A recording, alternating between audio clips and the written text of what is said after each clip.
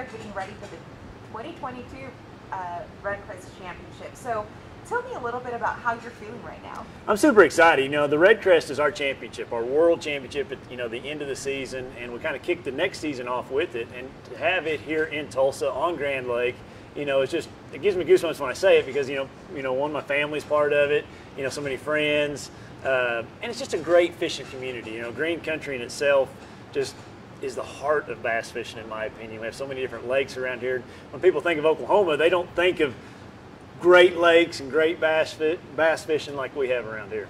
Definitely. And as I was reading a little bit more about your career, in one of the articles you mentioned that God has given you the opportunity to pursue this lifelong dream. How did this dream originate? And I was a kid, like literally a kid, and I fished every pond that I could walk to. And just as I grew older, I just always fished. And Dad always told everybody, he's like, man, I taught my son how to fish by buying him fishing magazines, you know, and I would look at the pictures before I could ever read. But, you know, it just through my career, I just kept moving up a step and, you know, like through the different ranks of team tournaments, then pro-ams, and, you know, just living a dream. It's just something I pursued. I actually got a scholarship to play football in college, but I had a few different offers, but the one I went to was because it had a lake 12 miles from the campus there in Durant, you know, at Southeastern. And so it's just something that I've always wanted to do. And what has given life to that dream? Just probably work, like, you know, and scrimping by. You wouldn't believe it, but early in my career I lived in a camper, didn't have a house, and then my first house I bought didn't have air conditioning. It was just a trailer house, $7,000 trailer house at that. Lived in that for, you know, quite a few years, just trying to make enough money to make the next entry, to make the next event. And there's a lot of lean years in there, you know. I was a single, and I couldn't even afford it to have, you know, a spouse, let alone a kid. So you know, here I am 23 years later living a dream that I worked a long time for. And alongside your family. Oh, without a doubt. Definitely. Now, what is it that you like about fishing here at Grand Lake? And what advantages does that lake particularly offer you? What's really neat about Grand Lake is it's big. It's over 50,000 acres, you know, probably 50 miles long, and it's very diverse. I mean, there's just creeks, there's boat docks, all kinds of different cover, and it's full of fish. It's probably one of the best lakes in the country, and it's just neat that it's so big, so diverse, so many different ways you can fish it. It's just one of the best lakes in the country. And when you say so diverse and so many different ways to fish it, what are some techniques that you typically use on this lake? So some of the techniques that I think you'll see during REDCREST, you know, there's going to be people out there throwing a jerk bait. There's going to be people throwing a crankbait. You know, I won the classic here on a jig, you know, 29 pounds that final day. You know, spinnerbait's going to come into play some. It's a power fishing lake. You'll see a few finesse techniques like a shaky head possibly, you know, maybe a Ned rig or something like that. But, you know, in general, it's a power fishing lake. Perfect. What are some of the challenges or disadvantages that being so close to home or even fishing at Grand Lake comes with? You know, some of the challenges, you know, being here at home with REDCREST is just, you know, all the added attention. You know, doing all the interviews, all the added pressure. You know, everybody thinks that, hey, you live here, it's just give them the trophy right now before the tournament even starts. So it's not that easy. You know, and then a few of the other challenges as being a bass fisherman and fishing here in Oklahoma, as we all know, our weather changes drastically. When I looked at the Mesonet site yesterday, we had a blizzard warning, a tornado warning, a thunderstorm warning, and a flood warning all right here in the state of Oklahoma yesterday. So, you know, it's changing the conditions rapidly. You know, we've had really warm weather, really cold weather. Now we've had a lot of rain. That's going to really bring a lot of mud into the back of the lake, and it could raise the lake a bunch, which changes that fish's environment. In another interview that you did, I read an article, and you also mentioned time management being another challenge. Talk to me a little bit more about that. You know, with an event like this and this magnitude, you know, there's only so many hours in a day. So, like, you know, I've got the boat. I brought it home last night, trying to get it dried out from fishing in the rain all day yesterday. And, you know, I've got probably 15 or 20 rods. I want to put new line on, new hooks, re-rig everything, and then to make the time to go to all the meetings and the media stuff that we need to do today. So it's just important just that I can make the most of the time. You know, I got up early this morning. It'll probably be a late night before I go to bed tonight. Definitely. Will you be, will fans have access to you this Saturday and Sunday at the expo? The whole thing about the fans and the access, I kind of hope they don't have access to me till 4:30 because that means I'm fishing all the way through the championship. So, the plan is to fly us from Grand back to the expo. Should be there by 4:30, 5 o'clock, and then, I'll be there till the last fan leaves. So, my goal is to be there in the evenings for the fans and to meet them all. Perfect. What is your key to doing well? My key to doing well is just not getting in a hurry, making the right changes. We're going to have a couple different weather scenarios play throughout, cloudy to sunny and different winds changing from the north to the south. So, it's just going to be important to not get in a hurry, take each bite that comes, try to make the most of them, don't lose any fish, and just make the right decisions throughout the day. Why is REDCREST Championship special to you? You obviously won the 2019, but why is it special this year? REDCREST is so special this year. It's our third year of having REDCREST, and it's right here in Oklahoma. So and we've got a big expo attached to it. We're going to have a pecan booth up there at the expo along with all the other booths. So you can go see every boat brand, motor brand, rod reel, lure brand, everything that a fisherman and hunters actually got hunting stuff up there at the expo. And a concert each night. So there's going to be lots of stuff to go on, and that's what makes this REDCREST really special because it's the first time we've been able to have that fan interaction, due to COVID and all the other things that we've had the last few years. This one's the first coming out party with a big group of gatherings, in and around the expo. Awesome. What do you think it will take to win this year? To win this year, a guy's just going to have to change. He's going to have to change every day, and hopefully he's going to have a group of fish that he hasn't had to exploit earlier in the event. Something that he could kind of save in his back pocket. And, I think the weights are kind of go up and down, too, with the weather. So it's just going to be really interesting. I don't really know the weights yet, what they're going to be like until we get out there. But, obviously the guy that catches more than anybody else is going to win. But just the guy that can really stay on top of them and make good decisions hourly as everything changes. Right. Were there at any point issues with the lake levels? Is that why we hadn't had a tournament in a while? Last year we were scheduled to have this event here, and we had that monster ice storm. You remember, it just shut everything down, got really cold.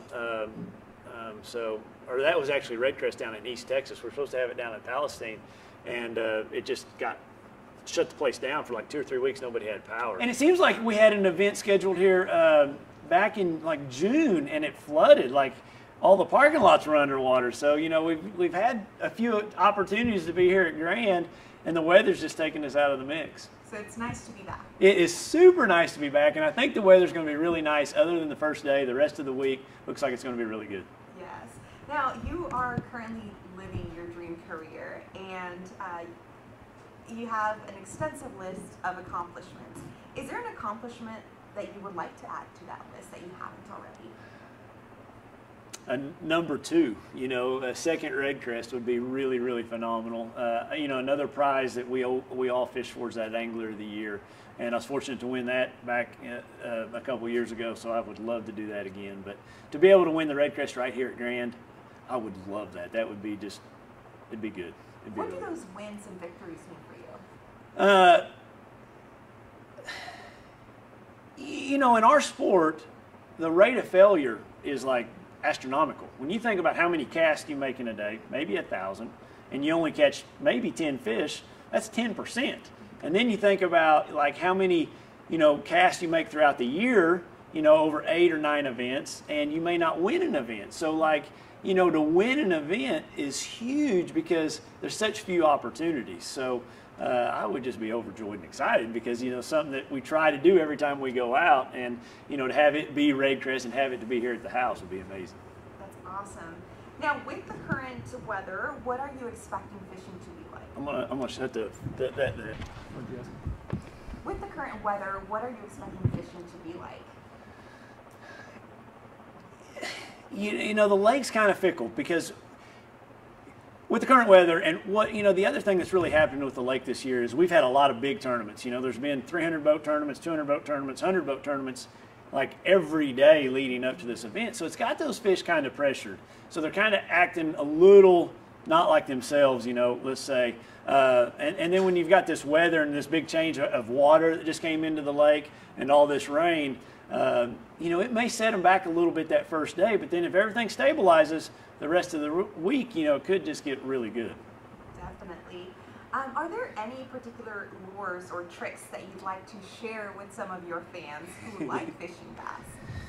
Right now, this time of year in Oklahoma, the fish are really staging, wanting to go up to the bank. And there's a group of fish up shallow that you can catch, like on a square bill crankbait or on a vibrating jig or a spinnerbait. But then there's still always fish back out behind those fish, still stay like wintertime, that you can catch like on a jerk bait or maybe a little swim bait.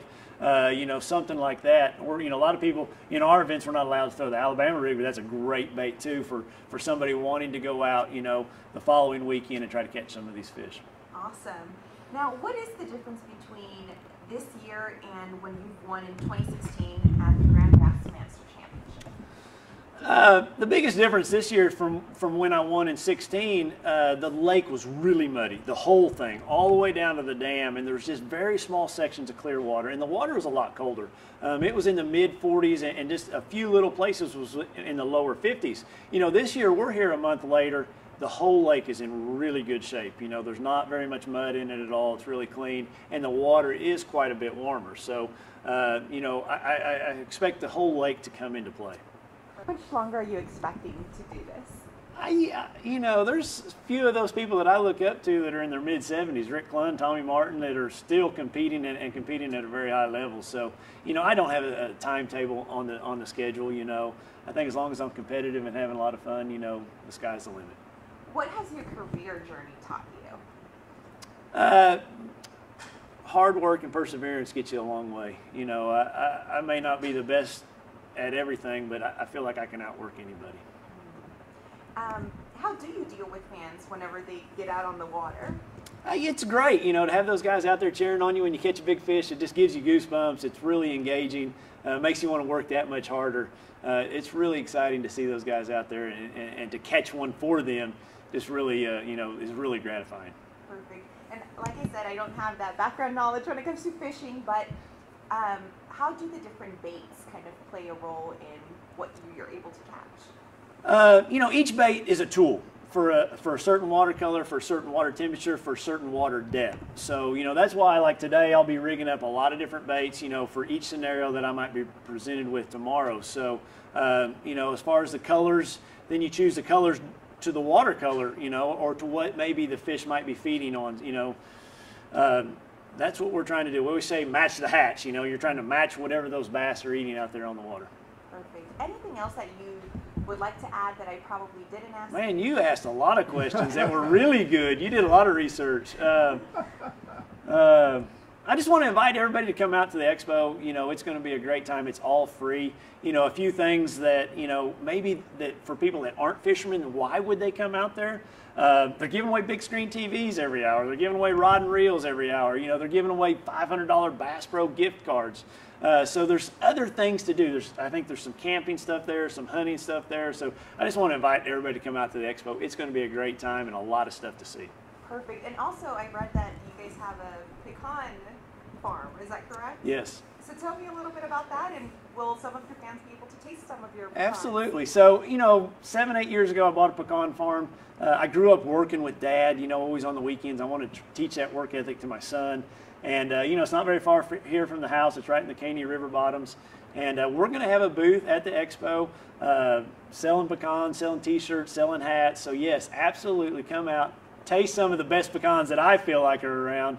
My wife will be there, and we got a lot of neat little things we're giving away there too. I think it's really neat Tulsa hosting these events. I think they see the return on it. Just people travel from all over the country to come to these big expo events like this because the fishing fans are crazy fans. I mean, they eat, breathe, and sleep bass fishing, and they will travel from all over. You'll have people from South Carolina here to New Mexico and Colorado all convene right here in Tulsa because we're all such fanatics about the sport. What do you love about the sport? I love just the unknown. Like, you know, when you get that bite and you set the hook, you don't know if it's one that big or that big, you know, and I just love being outside. The sunsets, the sunrises, and just all the sights and the scenes that you see being out on the water, you know, that's my office, and it changes every day, and that's what I love about it. The rules are different, you know, like when the Bassmaster was here and you brought your fish in, and MLF does the, what do they call it, Catch, weigh, and release, yeah. Catch, weigh, and release. How does that differ, and have you been in most of the tournaments like that, and how does that differ, and do you like that? Okay. You know, one of the neat things about Major League Fishing is that we catch, weigh, and release all our fish right there in the boat. We have a paid boat official that has these scales, digital scales. He enters the weight immediately on an iPad, so we know the standings. You know, prior in my fishing history, I never knew exactly where I stood. I might have had a 20-pound bag, but was I in 10th place, 20th, or 1st? You don't ever know. And in all other sports, you know where you stand. So now Major League Fishing, we know exactly. We have a live leaderboard, a live score tracker. And, you know, that's a great thing about the fans. They're going to have live TVs all over the expo, so they'll be able to watch the event unfold when it happens. And I love the conservation aspect of that, because we're not toting those fish back to Tulsa, then having to tote them back. You know, it's a 90-mile trip. And we catch that fish, we release it, it goes right back to doing whatever it was doing right there, and it doesn't harm the fishery. And do you know the benefit that it has to either both the fish and the lake? You know, I think the benefit of catch, weigh, and releasing like that, you know, you're not transporting fish around. You're not putting a lot of fish in one central location at a weigh-in site, or I'm not bringing them all back to Tulsa and then they're releasing them at some boat ramp when they take them back. You know, and a fish is spawning, if let's say a fish is spawning, he gets to just continue his ritual right there with what he's doing. As soon as I release him, he can go back up there and do what he was doing.